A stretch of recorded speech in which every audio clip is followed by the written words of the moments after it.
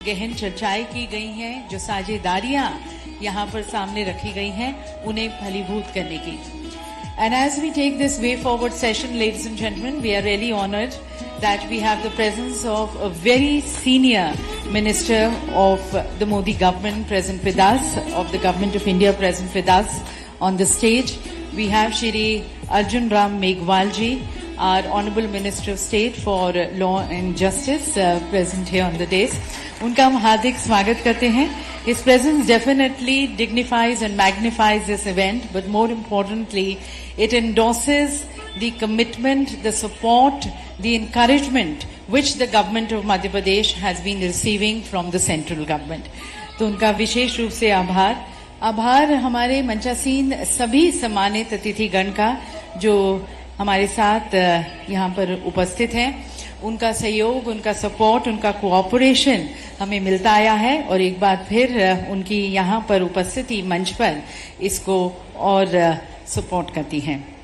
तो सबसे पहले हम श्री अर्जुन राम मेघवाल जी का विशेष रूप से स्वागत करते हैं और मैं निवेदन करती हूँ श्री राघवेंद्र कुमार सिंह जी को, प्रिंसिपल सेक्रेटरी टू सीएम और प्रिंसिपल सेक्रेटरी डीआईपीपी, कि वह श्री अर्जुन राम मेघवाल जी का स्वागत करें, उन्हें ये पुष्प गुच्छ भेंट कर. और वो कहते हैं कि फूल ना अपनी खुशबू से पूरे समा को महकाते हैं, पर कहीं ना कहीं आने वाले को एक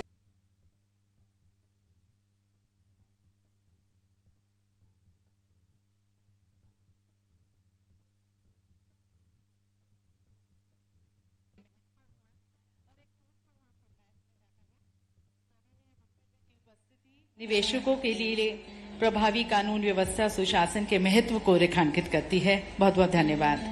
और अब मैं निवेदन करती हूँ श्री संदीप यादव जी को, सेक्रेटरी एविएशन और सेक्रेटरी कम्युनिकेशन और पब्लिक रिलेशंस, कि वे माननीय मुख्यमंत्री जी का स्वागत करें, डॉक्टर मोहन यादव जी का, जिनके नेतृत्व में, जिनके मार्गदर्शन में, जिनके प्रोग्रेसिव सोच में हमारा ये पहला और बहुत ही सफल पहला रीजनल इंडस्ट्रीज कॉन्क्लेव आयोजित किया गया है. और स्वागत इसके साथ हमारे माननीय मंत्री श्री गौतम टेटवाल जी का, मध्य प्रदेश शासन, उनका भी हार्दिक स्वागत है. और मैं निवेदन करती हूँ श्री चंद्रमौली शुक्ला जी से, एमडी एमपीआईडीसी, की वह माननीय मंत्री जी का स्वागत करें.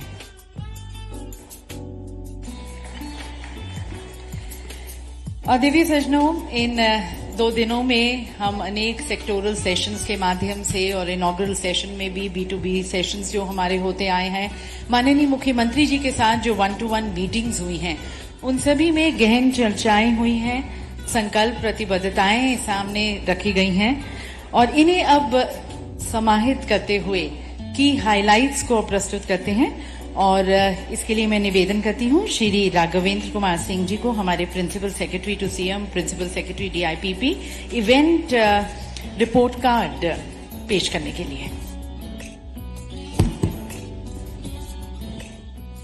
जय श्री महाकाल. एक संस्कृत के श्लोक से अपनी बात शुरू करना चाहता हूँ. अयोध्या मथुरा माया, काशी कांची अवंतिका, पुरी द्वारावती चैव सप्तैता मोक्षदायिका. मित्रों, मोक्षदायिनी नगरी उज्जैन में, महाकाल की नगरी उज्जैन में मैं स्वागत करता हूं माननीय भारत सरकार के विधि मंत्री जी का, माननीय मुख्यमंत्री जी मध्य प्रदेश शासन, माननीय श्री गौतम टेटवाल साहब, मंच पर उपस्थित हमारे वरिष्ठ प्रशासनिक अधिकारी और बिजनेस ग्रुप के बिजनेस लीडर्स और हॉल में उपस्थित हमारे देवियों और सज्जनों. मैं आपको यह बताना चाहता हूं कि यह माननीय मुख्यमंत्री जी के विजन का परिणाम है. और मुझे फिर संस्कृत की एक दूसरा श्लोक मैं उद्धृत करूंगा और श्लोक इस तरह से है. उद्यमेन ही सिद्ध्यन्ति कार्याण्य न मनोरथ ही न ही सुप्तस्य सिंहस्य प्रविशन्ति मुखे मृगा. उद्यम करने से ही कार्यों को सिद्ध कर सकते हैं. केवल मनोरथ करना या मन में केवल वांछना रखना पर्याप्त नहीं होता. यह माननीय मुख्यमंत्री जी की उद्यमशीलता, उनके लगन उनकी दूरदृष्टि और निर्णायक कार्य करने की क्षमता का प्रतीक है कि इस कार्यक्रम को हम लोग इतना शीघ्र, इतना जल्दी और इतने बढ़िया ढंग से आयोजित आप सभी के सहयोग से कर पाए।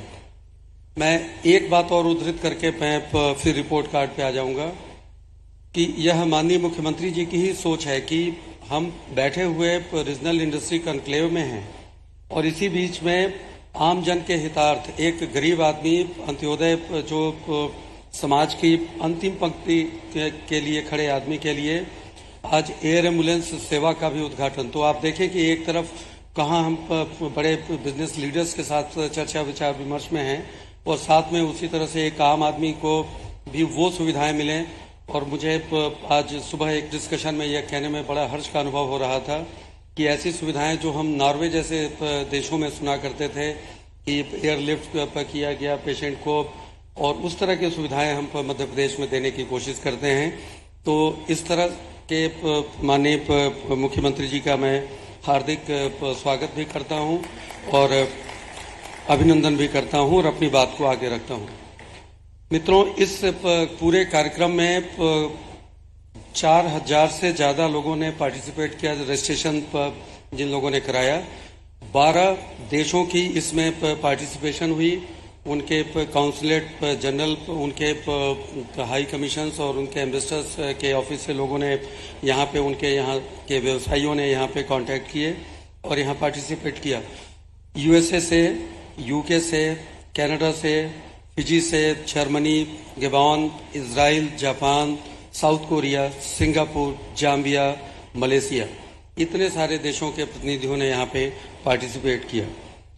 हमने बायर सेलर्स के पार्टिसिपेशन और उनकी बिजनेस टू बिजनेस मीटिंग्स भी ऑर्गेनाइज की और आपको यह जान के आश्चर्य होगा कि करीब 3700 से ज्यादा बायर सेलर्स ने इसमें पार्टिसिपेट किया और उनके बीच में आपस में ही करीब 2100 से ज्यादा business to business B2B meetings संचालित की गई और बिजनेस को और आगे बढ़ाने के प्रयास किए गए। एक अर्थों में एक यह बहुत ही विशेष, जैसे कहने की अनुभूति लेकर आता है और साथ में हमें यह भी दिखाता है कि काम को कैसे करना है और कितनी तेजी से करना है। यह माननीय मुख्यमंत्री जी के मार्गदर्शन का ही परिणाम है कि पहली बार इस रीजनल इंडस्ट्री कॉन्क्लेव के थ्रू हमने 63 इकाइयों का वर्चुअल उद्घाटन किया। कल आपने देखा, जिसमें 21 जगहों पे हमने कार्यक्रम किए, क्षेत्रीय कार्यक्रम 21 जगहों पे किए और सब ऑनलाइन और वर्चुअल यहां से कार्यक्रम किए गए। आपको यह जानकर खुशी होगी कि इसमें 10,000 करोड़ से ज्यादा का निवेश होगा जो कल इकाइयों का उद्घाटन हुआ और 17,000 से ज्यादा लोगों को रोजगार मिलेगा। तो एक बहुत बड़ी चीज। और जैसा कल माननीय मुख्यमंत्री जी ने स्लोगन दिया कि हम कहने में नहीं करने में विश्वास रखते हैं, बातें कम काम खाली स्थान उन्होंने छोड़ दिया। तो ये हम सबके लिए उन्होंने जो मार्गदर्शन दिया है तो उस मार्गदर्शन का ही प्रतीक है। एक और जो बड़ी विशेषता है जो पावर इन्वेस्टर समिट में आप लोगों ने नहीं पाई होगी, करीब 283 वृहद और एमएसएमई की इकाइयों को 12,170 करोड़ रुपए से अधिक के निवेश के लिए 1250 एकड़ जमीन उनको आवंटित की गई। यह भी पहली बार आपको देखने में इस तरह का मिला होगा कि बातें नहीं, सीधे या तो ग्राउंड ब्रेकिंग सेरेमनीज फैक्ट्रीज की या फिर उसमें उसको लोकार्पित करने का कार्यक्रम या फिर उनको जमीनों का आवंटन का कार्यक्रम, ये सारा कुछ कल के कार्यक्रम में आपने देखा और इस कार्यक्रम के तहत हुआ है। हमने यह भी देखा विशेषता कि एक देश के और दुनिया के सबसे प्रतिष्ठित घरानों में से एक अदानी समूह ने कल 75,000 करोड़ रुपए से अधिक के निवेश का मध्य प्रदेश में घोषणा की और यह इतनी बड़ी घोषणा है कि जिसे आने वाले समय में मध्य प्रदेश की जीएसडीपी पे बहुत ही अनुकूल प्रभाव पड़ेगा। दुनिया की बहुत बड़ी कंपनियों में से एक पेप्सिको समूह ने विक्रम उद्योग उज्जैन में करीब 1250 करोड़ रुपए के निवेश का, जिससे कि 500 रोजगार के सृजन का अवसर प्राप्त होगा, वो कल अनाउंस किया है।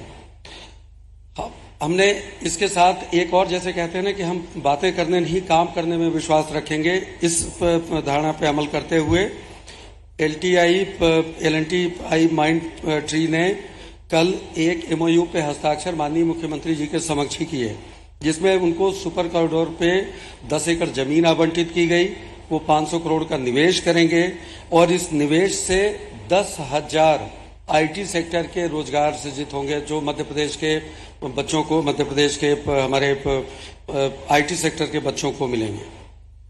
माननीय मुख्यमंत्री जी ने अपने समय का लगातार सदुपयोग करते हुए कल से लेके आज तक 20 से अधिक औद्योगिक समूहों के साथ 1-to-1 मीटिंग की।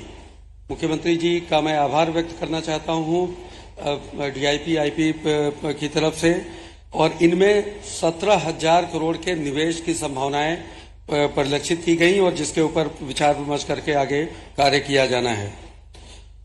880 इकाइयों के ने विभिन्न क्षेत्रों में, और इस खबर को जरूर ध्यान से आप इस बात को सुनिएगा कि 1 लाख करोड़ से अधिक के निवेश की इंटेंशन टू इन्वेस्ट प्रदर्शित किया है।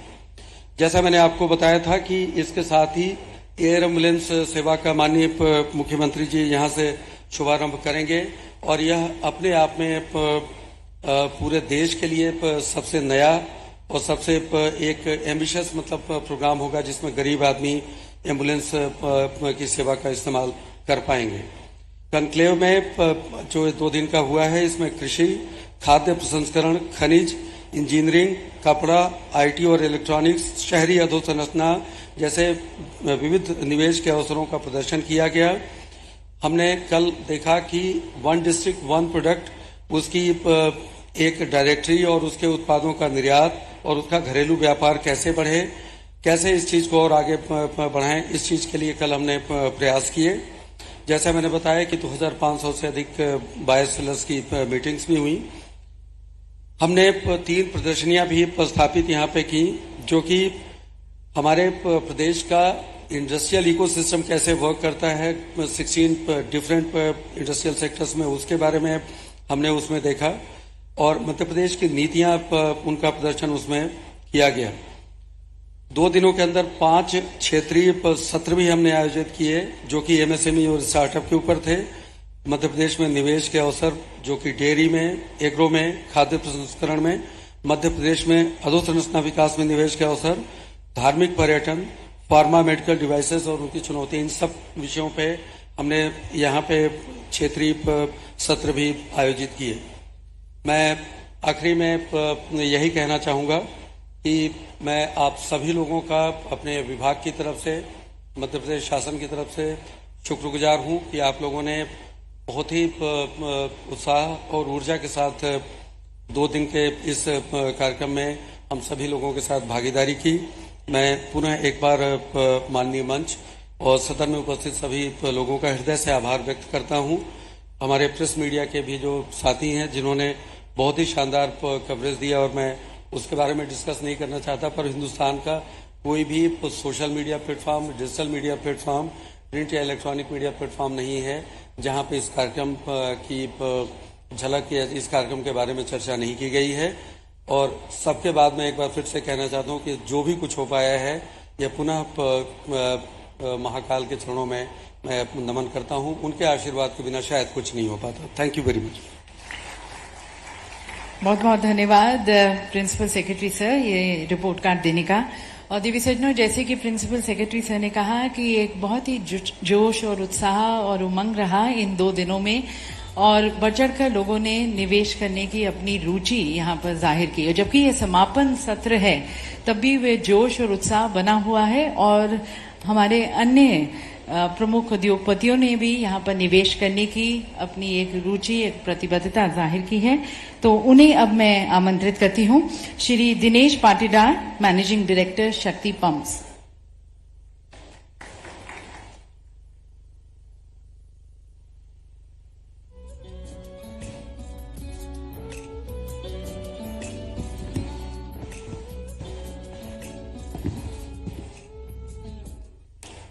नमस्कार। माननीय मुख्यमंत्री साहब और माननीय अर्जुन हमारे केंद्रीय से राज्य मंत्री पधारे हुए, उनका बहुत बहुत स्वागत। हमारे मुख्यमंत्री जी ने यहाँ 2 दिन से मैं देख रहा हूं, उनकी कड़ी मेहनत और कड़ी दूरदृष्टि से मुझे ऐसा लग रहा है कि अब हमारा प्रदेश आगे की ओर बढ़ रहा है। जो हमारे प्रधानमंत्री जी का सपना है उसको पूरा करने के लिए हमारे मुख्यमंत्री जी कठोर मेहनत कर रहे हैं। मैं यहां पर एक बात और बताना चाहूंगा कि जो 2 महीनों में हमारे मुख्यमंत्री जी ने यहां हमें दिखाया है, एक तो सुबह की सर हमारी जो मॉर्निंग वॉक है वो आपने शांति प्रिय कर दी है, जो कि 50,000 से ज्यादा लाउड स्पीकर से हमको सुबह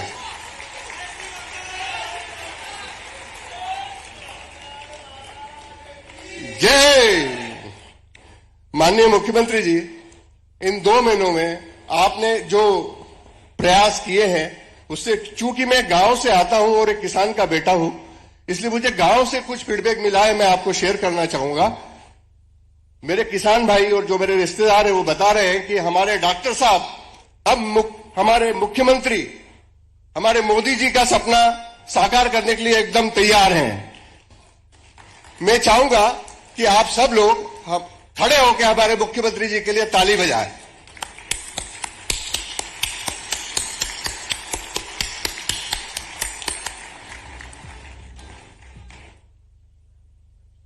मैं एक छोटी सी इंडस्ट्री से स्टार्ट किया मध्य प्रदेश में, शक्ति पंप्स के नाम से। बहुत छोटी 5 लाख रुपए की इंडस्ट्री थी 1982 में। आज हम दुनिया के 100 देशों से ज्यादा में एक्सपोर्ट करते हैं और यूएसए और यूरोप में और दुबई में हमारी कंपनी है जहां हम एक्सपोर्ट कर रहे हैं। 5,000 लोगों को हम रोजगार दे रहे हैं और भी आगे हम रोजगार देने के लिए प्रदेश में तैयार हैं। प्रदेश में 10 शासन का जो नया दौर शुरू हुआ है वो हमारे सामने रखने का, और यकीनन सभी यहाँ पर उपस्थित निवेशकों में वो संकल्प और वो विश्वास और अधिक परिपक्व हुआ है आपके संदेश से। बहुत बहुत धन्यवाद। और देवी सज्जनों, अब इस इन्वेस्टर्स महाकुंभ के महानायक हमारे गतिशील, प्रगतिशील, कर्मठ, यशस्वी, तेजस्वी मुख्यमंत्री आदरणीय डॉक्टर मोहन यादव जी को मैं निवेदन करती हूँ, आमंत्रित करती हूँ उनके संबोधन के लिए, समापन संबोधन पर आगे की दिशा पर मध्य प्रदेश को ले जाते हुए संदेश।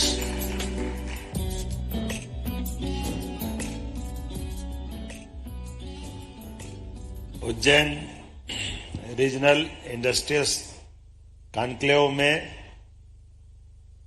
हमारे बीच एक ऐसे शख्स मौजूद हैं जिनके पहनावे से भारतीयता की सुगंध आती है, और मूल रूप से हम तो विक्रमादित्य की नगरी के लोग हैं। और विक्रमादित्य काल की विशेषता ये हमने केवल सुनी कि उनके नवरत्न होते थे, और नवरत्नों के अपने अपने गुणधर्म देखो तो वो दुनिया में आज भी उस नाते से एक विशेष सम्मान से दुनिया उनको देखती है। महाकवि कालिदास, घटकर पर एक से एक बढ़कर के, काल के प्रवाह में नरेंद्र मोदी जी के भी अपने मंत्री इसी नाते से पहचाने जाएंगे, ये लिख के दे सकता हूं। आप बताओ, एक वरिष्ठ आईएएस अधिकारी अपना वेशभूषा शुद्ध भारतीय भाषा के, भारतीय व्यवस्थाओं के अनुरूप पहने। माननीय अर्जुन जी मेघवाल बहुत वरिष्ठ आईएएस अधिकारी थे, अपनी नौकरी छोड़ करके इस जनतंत्र के काम में लगे। और इस जनतंत्र के काम में लगे तो कैसे लगे? अपने प्रत्येक कदम से एहसास करा रहा है। ऐसे हर मंत्री को देखो, हर अधिकारी को देखो। कभी कल्पना कर सकते अजीत डाभोल 10 साल हो गए थे नौकरी छोड़े, और 10 साल बाद वापस लाए और सुरक्षा सलाहकार बनकर के दुनिया में एहसास करा कि भारत और भारत की ताकत क्या है। ये एहसास हो रहा कि नहीं हो रहा आराम से? जयशंकर प्रसाद से पूछा गया कि आप ये रसिया से तेल खरीद रहे हो और अमेरिका से बात कर रहे हो, ये कैसे संभव है? तो उन्होंने कहा मोदी है तो ये एहसास कोई करा सकता है क्या? ये मैजिक जो चल रहा है। अब आप उस पे बोले ही नहीं है। आपने कहा कि न्याय संहिता को बदल करके, दंड संहिता को बदल के न्याय संहिता स्थापित की। कानून अंग्रेजों के हिसाब से जब कानून बनाते तो वो दंड देकर के अपनी ताकत का एहसास कराते थे। हमारे यहां तो हजारों साल से, और ये विक्रमादित्य का विक्रमोत्सव का तीसरा दिन है। विक्रमादित्य के कई गुणों के कारण से विक्रमादित्य जाने जाते थे। तो विक्रमादित्य न्याय परंपरा के लिए सबसे बड़ा मापदंड स्थापित करते आए और मूल रूप से माननीय अर्जुन जी मेघवाल जी से विक्रमादित्य विषय को चर्चा हुई लेकर के, तो आपकी भी वो अभी चूंकि आपने समय कम है और उनको दूसरे कार्यक्रम में भी जाना, वहां बोलना है, तो वहां का समय ले लिया। लेकिन विक्रमादित्य के उस गुण से प्रभावित होकर के हमारी न्याय के मापदंड और उसका प्रतिमान भी बदला। आपने कहा कि आंख बंद करके कोई तराजू लेकर के न्याय करने में कभी सक्षम नहीं हो सकता। आंख की पट्टी खोलने का काम भी मोदी है। तो ये जो आंख की पट्टी बांध करके कोई न्याय होता है क्या? ये काला कानून, और कितनी पिक्चरें देखी थी अपन ने पुराने जमाने में। तो कानून केवल बातों से नहीं चलता है, कानून संवेदनाओं से चलता है, आंख खोल करके देखने के साथ। और हमारे यहां तो आंख भी अलग अलग मानी गई है। आंख तो खुलेगा लेकिन ज्ञान चक्षु उसके और भी पीछे देख रहा है। ये जो हमारी परंपरा है, जिसके कारण से भारत हजारों हजार साल से जाना जाता है। एक बार पूरे मंच का अभिनंदन करें। मेरे एक और मित्र यहां बैठे मंत्री हैं, गौतम टेटवाल जी, आपका भी अभिनंदन है। और यहां उद्योगपति भी सारे बैठे हैं, श्री एच.ई. नीलेश कुमार जी, श्री दिनेश पाटीदार जी शक्ति पंप्स वाले, आनंद बांगड़ जी, हमारे जाम्बिया के एच.ई. परसी पी चंदा जी, आपका भी अभिनंदन है। हमारे निश्चल त्रिवेदी जी, अजीत कुमार जी, आलोक बिड़ला जी, जितेंद्र अग्रवाल जी, आशीष कंकारिया जी, पी अहुलीवालिया जी, हमारे वरिष्ठ अधिकारी मोहम्मद सुलेमान साहब, राघवेंद्र जी, पी नरहरि जी, चंद्रमौली शुक्ला जी, इस अवसर पर मौजूद हमारे वरिष्ठ विधायकगण, कई सारे अलग अलग दायित्ववान पदाधिकारीगण, आमंत्रित अतिथिगण, आप सबका एक साथ कितने अलग अलग प्रकार से संयोग से ये हमारी 2 दिन के इन्वेस्टर्स समिट का एक तरह से समापन का हम तरफ पहुंच गए हैं। लेकिन समापन भी एक नई भविष्य की संभावना लेके चले, जो आपने बहुत अच्छे ढंग से डिफाइन किया। आपने कहा भाप का एक समय मान लो, बिजली के आमंत्रण का दूसरा समय मान लो, तीसरा आपने कंप्यूटर से जोड़ा, चौथा आपने वर्तमान के एआई के जुड़ी हुई व्यवस्थाओं से जोड़ा।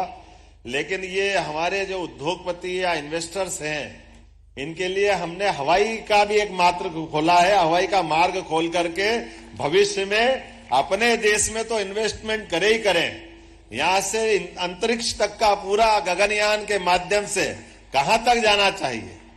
और ये जो सुविधाओं को देकर के बात हुई है, आज हमने कहा कि इसलिए किसी भी मनुष्य की अगर प्राण बचाए, उसके कष्ट में हाथ बढ़ा दे, तो सरकार नहीं तो काहे की सरकार।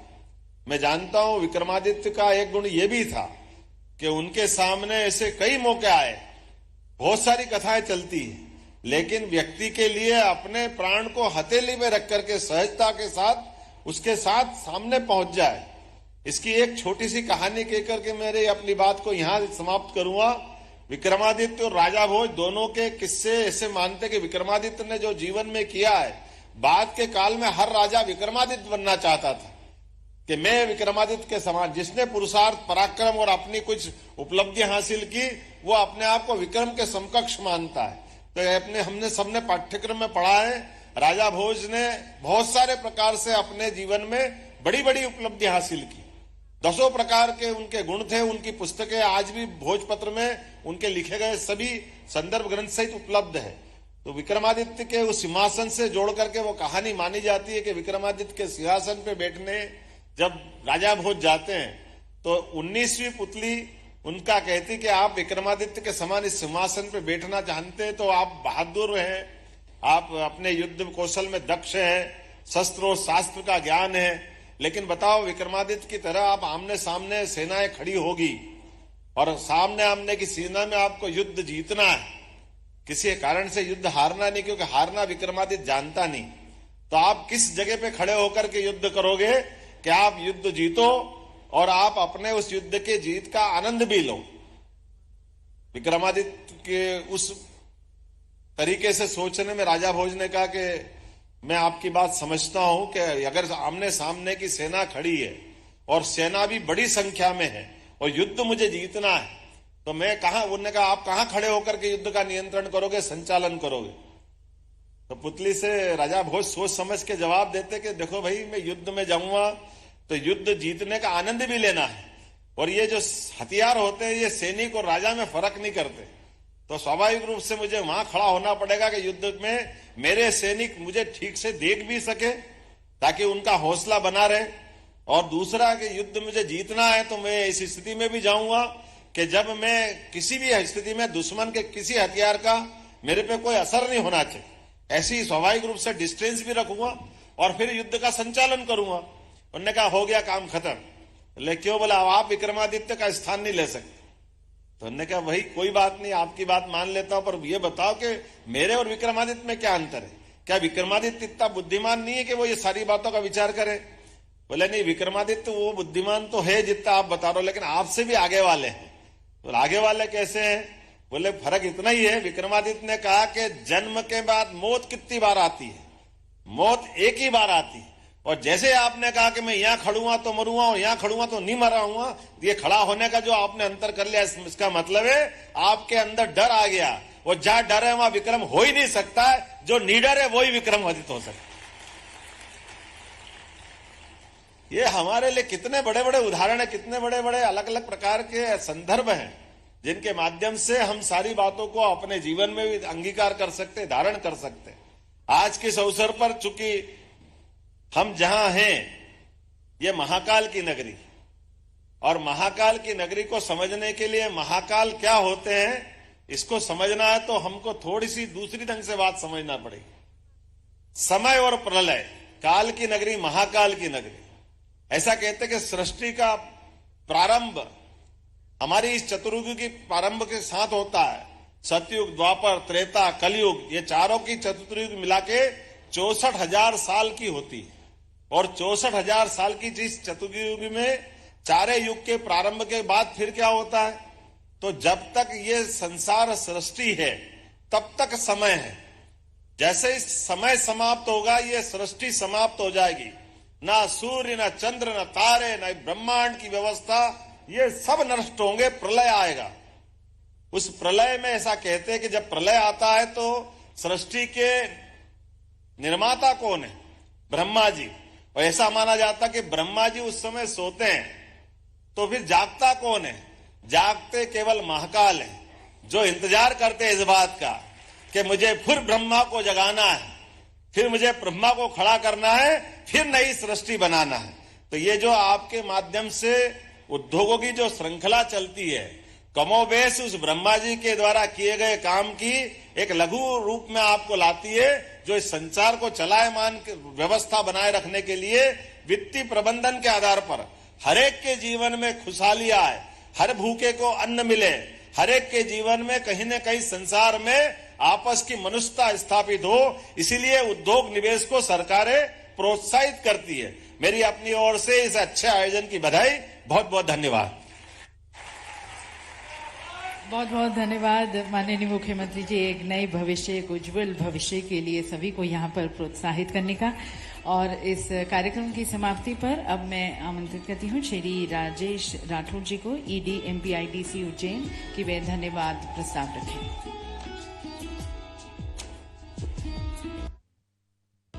जय श्री महाकाल। बाबा महाकाल की नगरी, धर्म और संस्कृति की नगरी उज्जैन में मध्य प्रदेश के यशस्वी मुख्यमंत्री डॉक्टर मोहन यादव जी की प्रेरणा और मार्गदर्शन से पहली बार रीजनल इंडस्ट्री कॉन्क्लेव का आयोजन किया गया है। सदियों से उज्जैन साधु संतों, महापुरुषों के सामूहिक सम्मेलनों का साक्षी बनता रहा है, किंतु पहली बार माननीय मुख्यमंत्री जी की प्रेरणा से उज्जैन देश और विदेश के सभी प्रमुख उद्योग मनीषियों के सामूहिक सम्मेलन का भी कुंभ बना है। इस भव्य आयोजन को सफल बनाने के लिए सभी भागीदारों ने अपना संपूर्ण योगदान किया है। समापन कार्यक्रम में सर्वप्रथम मैं भगवान महाकाल के चरणों में धन्यवाद अर्पित करता हूं, जिनकी शक्ति और आशीर्वाद से ही ये कार्यक्रम सफल हो सका है।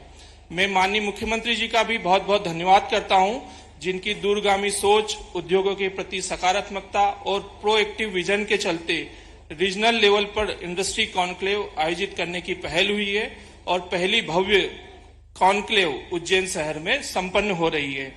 इस कार्यक्रम में अपनी गरिमामय उपस्थिति से कार्यक्रम की शोभा बढ़ाने के लिए मैं आदरणीय अर्जुन मेघवाल जी, आदरणीय गौतम टेटवाल जी, आदरणीय मोहम्मद सुलेमान जी, श्री राघवेंद्र कुमार सिंह सर,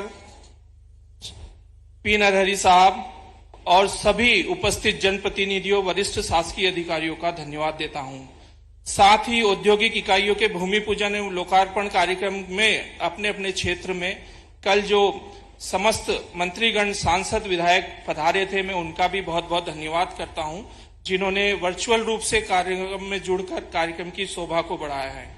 किसी भी आयोजन को सफल बनाने के लिए उस आयोजन के हर एक घटक को मूर्त रूप देने वाले लोग होते हैं, जो कि अपनी मेहनत से हम सभी के लिए इस तरीके से कार्यक्रम की रूपरेखा तैयार करते हैं ताकि एक भव्य कार्यक्रम आयोजन हो सके। इसके लिए मैं एमपीआईडीसी के हमारे प्रबंध संचालक श्री चंद्रमौली शुक्ला जी का भी बहुत बहुत धन्यवाद।